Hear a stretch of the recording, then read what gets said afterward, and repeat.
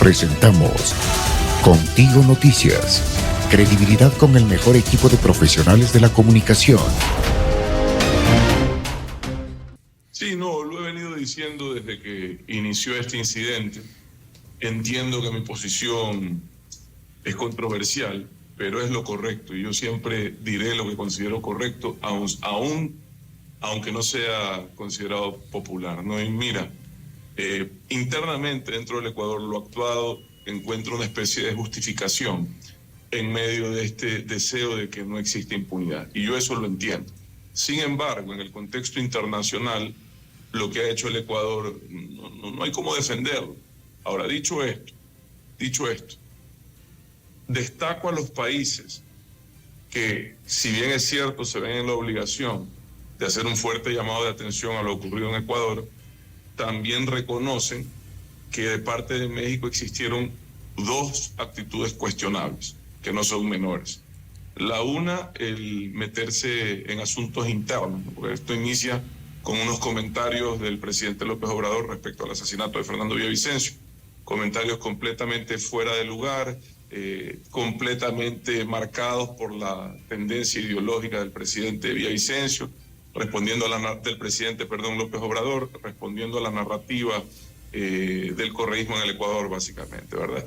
Y lo segundo que hizo el presidente López Obrador, y no es la primera vez que lo hace, es que otorga asilos que son cuestionables, ¿no? Ahora, mucha gente dice que el presidente violó el artículo 3 de la Convención de Caracas, porque el asilo solo debe de otorgarse cuando se trata de casos políticos y no de delitos comunes. Sin embargo, la misma convención en el siguiente artículo dice que es el Estado asilante quien hace esa definición, ¿ya? Entonces ahí está la polarización, ahí está la discusión. ¿En qué se pudo haber quedado esta discusión, Rommel? En mi opinión, en la no entrega del salvoconducto, parecido a lo que ocurrió entre Ecuador e Inglaterra por tantos años en el caso de Assange. No sé si me explico. Assange era buscado por un delito común, era llamado por la justicia sueca por una acusación de violación. Correcto. El Ecuador decide darle asilo a Assange. Tanto Inglaterra como Suecia decían, señores, no le puede dar asilo a un delincuente común, ¿ya? Y yo sé que lo que estoy diciendo también es polémico, porque Assange tendrá muchos defensores, pero estoy hablando de los estrictos hechos. Y perdóneme, no va usted a ponerse a cuestionar a la justicia sueca, supongo, pues no, ¿verdad? Creo que es uno de los sistemas judiciales más serios, más presentables que hay en el mundo.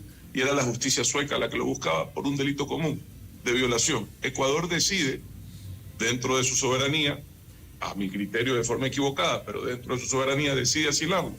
¿Usted cree que a Inglaterra se le ocurrió entrar por la fuerza sin autorización del Ecuador a la embajada? No, nunca. Eso no pasó. De hecho, durante ese tiempo, en el 2016, Ecuador recibe una opinión consultiva pedida por el mismo Ecuador, en donde esa opinión consultiva de 2016 destaca que ese no era un argumento para violar la Convención de Viena y por ende la soberanía territorial de una embajada en ningún país del mundo. Entonces, el Ecuador a estas alturas sabe que cometió un error, sabe que fue un exceso, una desproporción, y claro, el pobre representante del Ecuador en la OEA no le quedó más que pues dar la cara y ante una situación que, como te digo, es muy difícil de defender y recibir el rechazo unánime de todos los estados. Resalto los países que no solo rechazan, sino que también llaman la atención a estas dos faltas que te hago mención: la intromisión en asuntos internos y el mal uso de la institución del asilo. Esas son dos faltas de México que tienen que ser destacadas en este incidente. Ahora, no para justificar lo hecho por el Ecuador, sino para entender el contexto. Sí, lo cual en mi opinión, y fíjense que yo en esa época no estaba en el gobierno, yo entré después, pero lo cual en mi opinión también fue otro error del Ecuador, lo que usted menciona respecto a entregarle la nacionalidad al señor Assange. Pero en todo caso, Rommel, mira, ¿sabes qué? Hay otro antecedente en el Ecuador. Fíjate que el Ecuador, con la figura del asilo, tiene un montón de antecedentes, ¿no? Por lo menos desde los 90s, algunos exmandatarios, Dajic, Bucaram, Mawad, Noboa, Gutiérrez, Correa, ¿ya? Algunos otros funcionarios públicos del correísmo principalmente, pero déjame hacerte un comentario. Hace muy poco, hace 1 o 2 años, una exfuncionaria se fuga de una embajada de forma ilegal, ¿verdad? De la embajada de Argentina. María de los Ángeles Duarte. Y en ese caso, la comunidad internacional debió haber hecho también un llamado de atención a Argentina, debió haber levantado la voz de protesta, porque lo que hizo Argentina no fue correcto, fue solapar una fuga.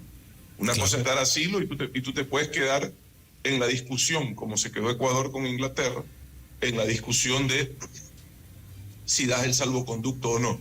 Y yo creo que ese era un terreno en el que el Ecuador podía haber, digamos, navegado con tranquilidad, sí, con llamado, con cuestionamientos, etcétera, pero podría haberse quedado en esa discusión. Pero claro, tienes un antecedente en donde Argentina, a través de su diplomacia, fue cómplice de una fuga, ¿ya? Y no recibió ningún tipo de sanción o de llamado de atención por parte de la comunidad internacional. Entonces, ahí dejo ese antecedente. Dicho esto, si tú haces bien tu trabajo, tanto en la negación del salvoconducto como en el control del perímetro de la embajada y evidentemente el control que hasta por seguridad normal tienes que hacer de cualquier vuelo, ya podrías haber evitado tanto la fuga de la señora Duarte como la potencial fuga del señor Glass, ¿ya? Pero repito, sí, había un riesgo inminente de fuga. No es justificación para violar la soberanía de otro país. Lamentablemente, yo sé que mucha gente no le gusta, mucha gente ve en esto un acto de justicia, pero no se puede violar la ley para hacer justicia.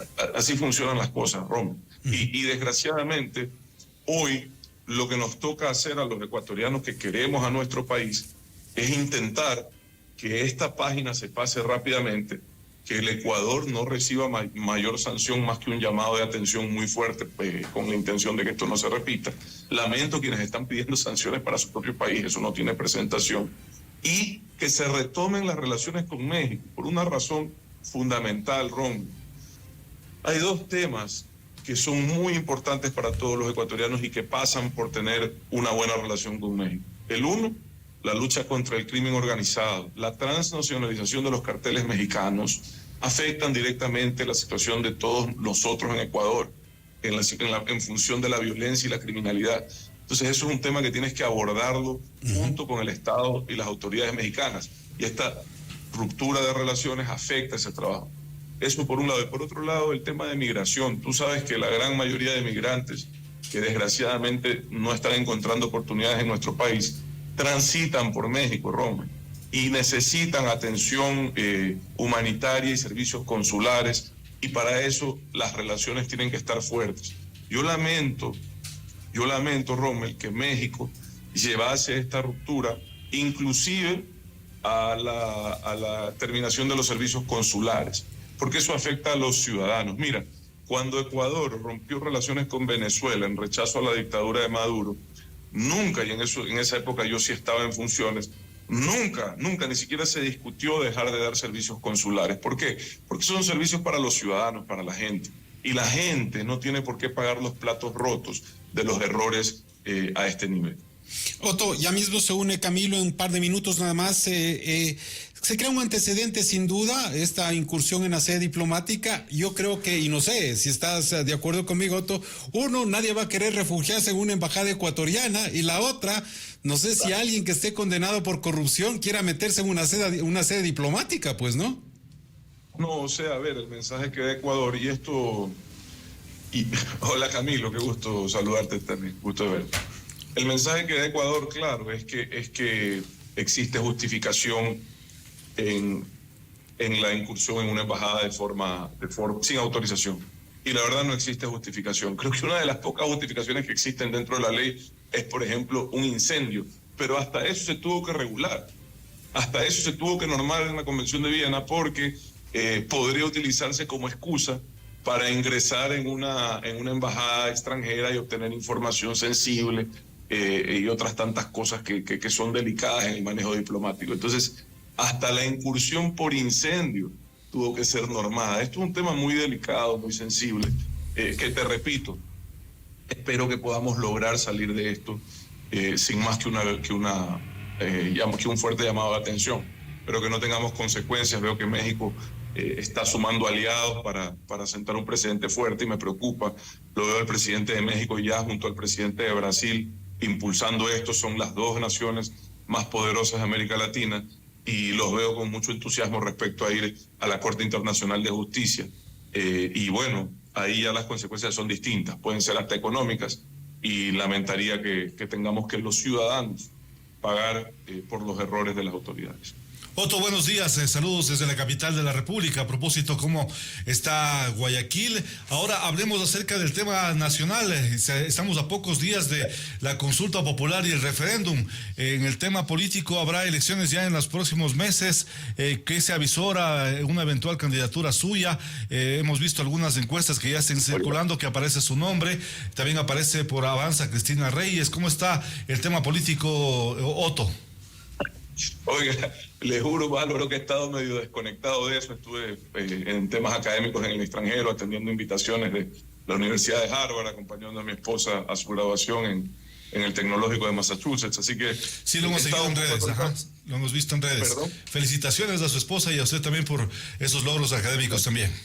Gracias. He estado en esas cosas que son más agradables, mi querido Álvaro, sin duda, siempre atento a la realidad nacional. Mira, la consulta popular en algunos temas son la repetición de preguntas que ya hizo el gobierno anterior, sobre todo la de la extradición. Para mí es una pregunta importante.